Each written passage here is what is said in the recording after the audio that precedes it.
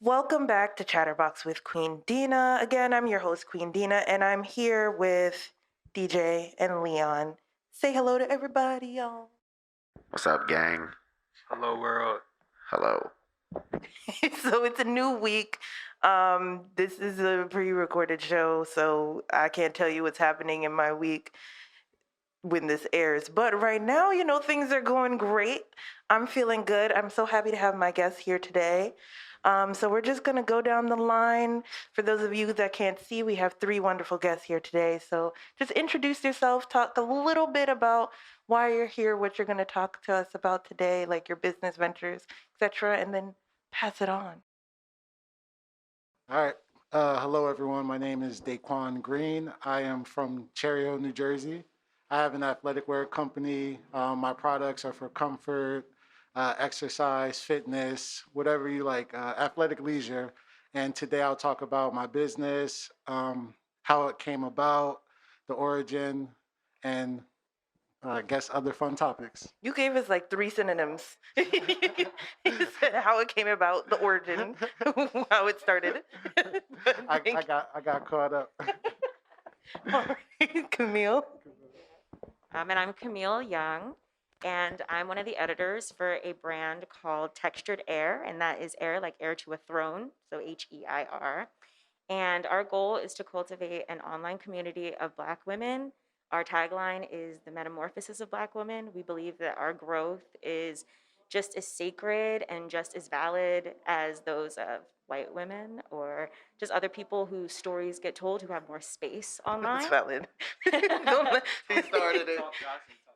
Oh yeah, no problem. I will talk. I can be louder for you. Don't worry.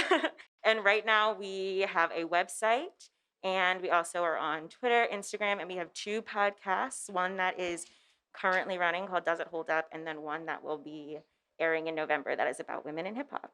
Okay. Yeah. Ooh, I like that. I'm Kafar Myers. Shout out to y'all too. That's amazing what y'all are doing. Amazing. So I'm a rap artist, but I'm also focusing on. I do poetry books as well. I have poetry. I've done philanthropy work like coat drives around my area down in Pennsylvania, Tobiana, Pennsylvania, the Poconos. I'm originally from New Jersey, Rahway, New Jersey, being that. But I'm also here to implement and speak on how to build a community with music and with other artists and, expanding more on just the rap, expanding more and becoming more than just a rap artist. And that's what I'm trying to be and that's what I'm becoming. Okay, so I love that because I feel like all of you are trying to build the community and really be involved in your community as young Black individuals. And so, even though you're in not completely different, but very different fields, you're all still trying to get that same group effort that let's give back to my people type vibe. Are you laughing about something? What is so funny? Yo, Leon's logo on his shirt, he just put it white on white so no one could see it. I'm sorry. It's a bad design decision. Wait a second.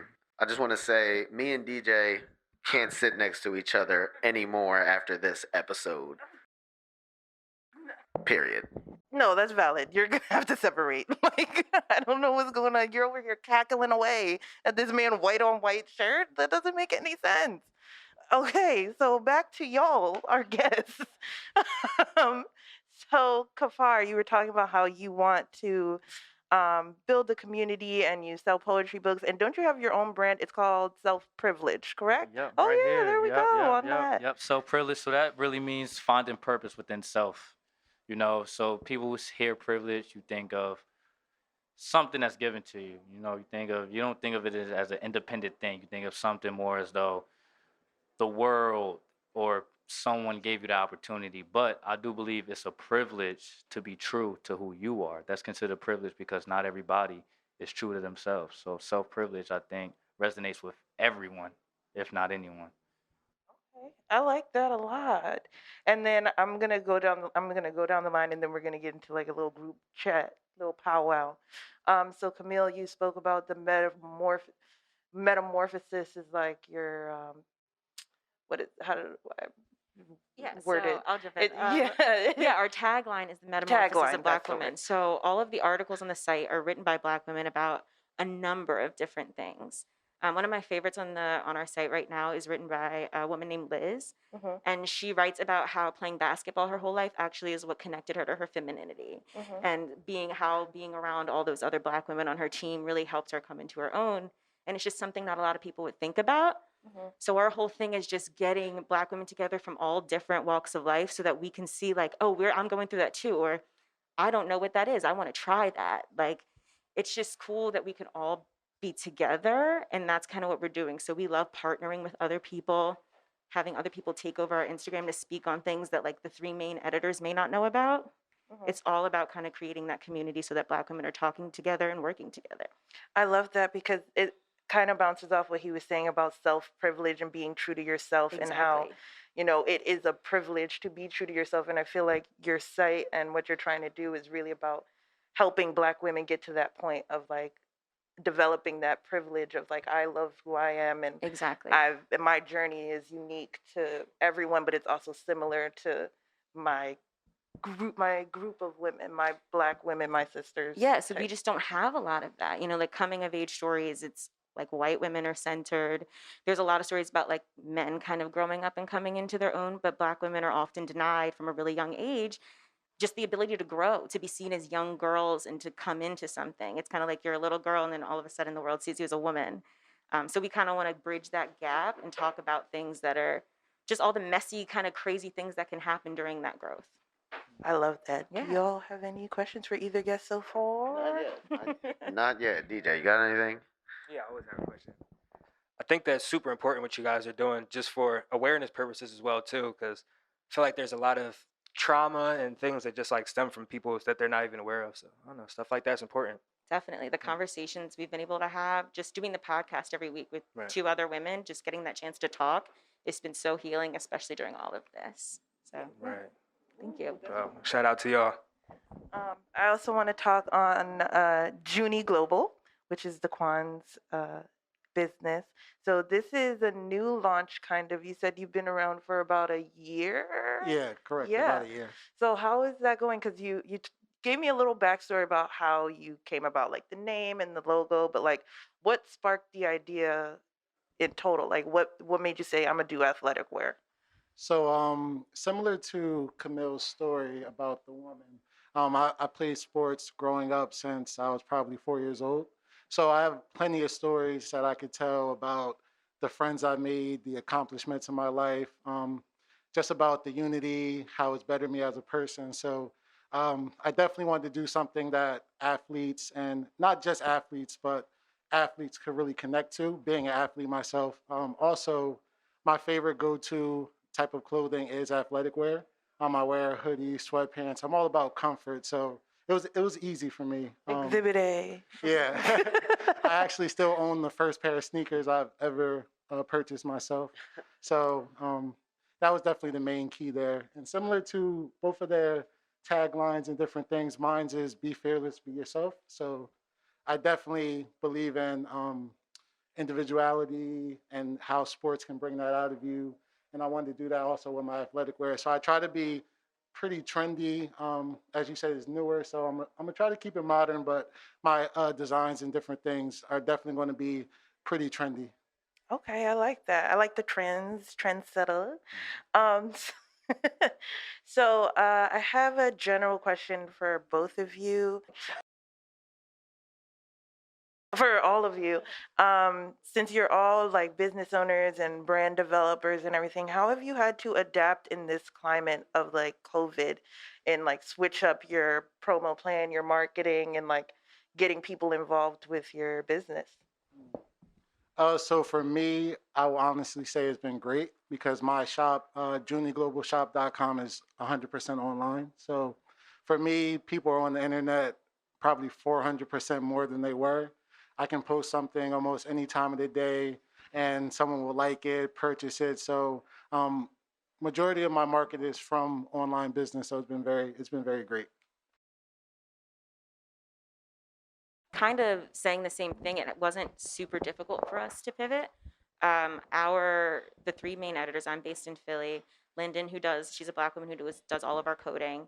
She's in New York, and then our founder Mariah is in LA. So we were already kind of working, only on Zoom, really, having all of our meetings that way.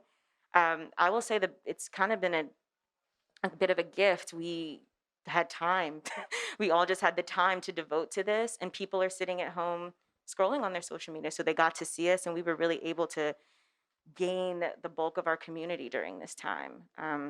And just embracing it. We don't really talk too much about it either. We really just want this to be a place where Black women can kind of escape and celebrate. So it made, if anything, it made us focus on just like positivity and kind of spreading that more than there's so many stories about, Black women struggling. That's just and that's real and that's valid, but it's also, we wanted to just push the good stuff too. And that's dope. That's a super important resource for people to have. And Daquan, I like that I feel like it's important, like in our community, to have like more Black business owners, especially for sports. Like Black people dominate every single sport, and you have all these other brands, and none of them are Black owned. So shout out to you for making that happen. Thank you, thank you. But as for me, my transition was different than theirs because I'm an artist at first, at heart. I'm an artist. I think with the COVID and with what's going on in the world right now, it kind of opened my mind. And like she was saying, helped me devote a lot of time to further expand my brand and what I want people to reach. Because my philosophy is if I don't reach you through my music, maybe I could reach you through my poetry. If I don't reach you through my poetry, maybe I could reach you through the clothing. If I don't reach you through the clothing, I could reach you through an audio poem or something. So it's a lot of other things that I'm working on building around my ecosystem. Because what I'm focusing on is the self-privileged ecosystem. Where I'll be able to have the website, but have my own short films on the website. Be able to have opportunities for other upcoming artists as well to submit their music and offer them like a grand product, like a feature with a dope artist or something of that nature. So with the COVID, it definitely helped a lot, and it wasn't a hard transition. It just changed my mindset, like, cause now it's not just putting lyrics on a beat. Now it's really trying to interact and reach the people, and now I got to follow the trend of music, and like he's saying, the trending of clothing and merchandise and colors and what gains people's attention. But I love challenges, so it's definitely fun. And I think that's really important as artists. Like, I feel like a lot of artists get stuck in the performative space, which is important. That is your art. But, you can build an entire, like, business around your art. And a lot of artists now are just starting to get into that mode of, like, okay, like, I'm going to have a brand rather than just put out music and songs. Like, I'm a brand myself. Like, what record labels would do, they would take somebody and be like, okay, we're going to build this entire thing around you with the merch and you have your own logo or your own tag sign or whatever. And artists are starting to do that for themselves, which is really important and a great way for them to like have longevity, because now if you decided to stop making music, you still have your poetry, you still have your clothing, if you started your short films, you still have other streams of income to develop and like bring in money for the rest of your life, pretty much. That's what it's all about. Yeah, it really is. People need to get on that wave of multiple streams of income. That's super important. Don't pass that on yet. Because we talked a little bit about Daquan's coming up and how he got into athletic world, but I want to talk about how you got into music. So you started with poetry, correct? Yeah, I started with poetry back in like eighth grade. Because I was one of them kids. I was popular, but I wasn't understood. Like my way of thinking. I was listening to Tupac and all that in like eighth grade, seventh grade, Mary J. Blige and all that. So I was living their experience through their music. So certain situations I understood at a young age that people my age couldn't understand. So like, yo, why are you thinking like that, or why are you moving like that? It's because this is what I'm hearing, and I don't want to experience what they experienced. So I feel like the music made me wise beyond my years to simplify that. Okay. And then from that, when did you say, okay, music though? Like, when did you move away from just putting out poetry and like your poetry books and like that, I'm gonna be a hip hop artist. Like, this is what I want to do. So, cause I really, this is gonna be funny, but I wanted to be a basketball player. Growing up, I definitely thought I was going to the NBA, but then I realized, I ain't too tall. I ain't as big as these other guys. Which anybody hearing, don't let that be an excuse. But you know, with Message that, to the kids. yeah, don't let that be an excuse. But for me personally, then I realized music around that time. I think that's when Chief Keef came out. So I seen a lot of kids trying to be like Chief Keef and follow that movement. So I wanted to do something that had a bigger influence. I feel like athletes do have a big influence, but I feel like artists right now is what everybody's trying to be like. So I wanted to further expand my influence that I could possibly have on the world by doing music. I like that. And I want to touch a little bit about what you said before, because you said something about how when you were younger, people that you listened to influenced your mindset.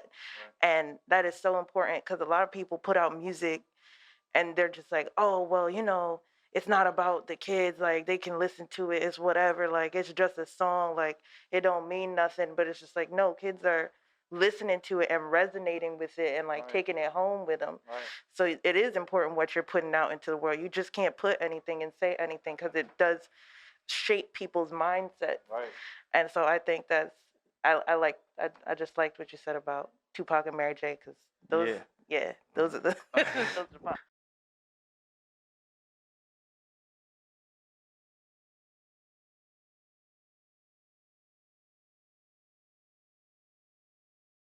I grew up listening to Nas all the time, so I thought I was like the smartest dude ever. Seriously. So I feel you on that, like being like the same age as everybody and kind of being like, why are y'all like this? But shout out Chief Keef, he's the man. Okay.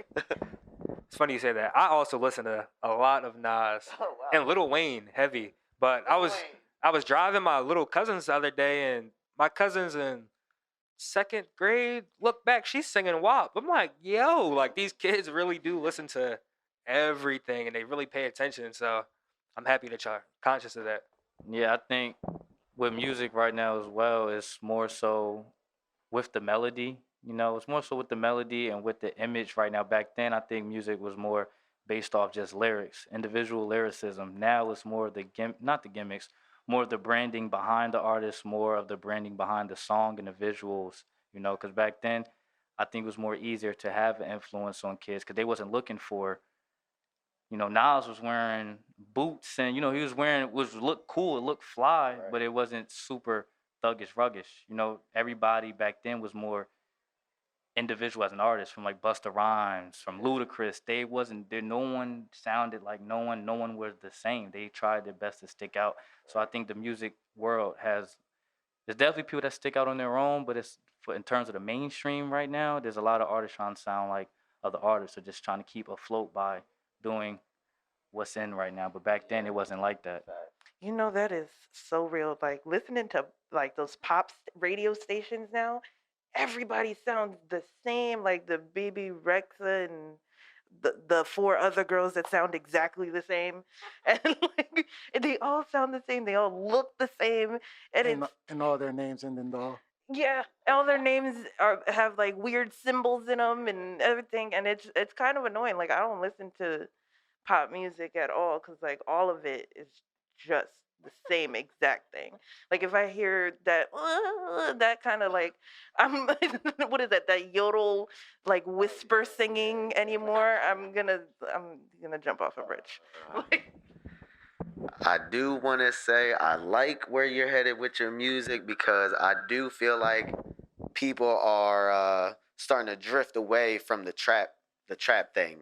I think that people are starting to get tired of it, same drum, same pattern, da da da da. So I like where you headed. I actually think that music is kind of gonna like shift to where I you agree. at. Yeah. I was just having a conversation with somebody with that the other day. I definitely agree that the music landscape and direction is definitely changing for more conscious music. Yeah, there's too many industry plants right now. The computer is making a lot of people's music for them. They're not making it anymore. Also, people want to hear something real now. Like, people are tired of listening to people talk about, like, the whole industry is really fake it till you make it, and people are tired of it. People exposing Instagram, everything. People are just tired of people doing things for the gram or, like, whatever.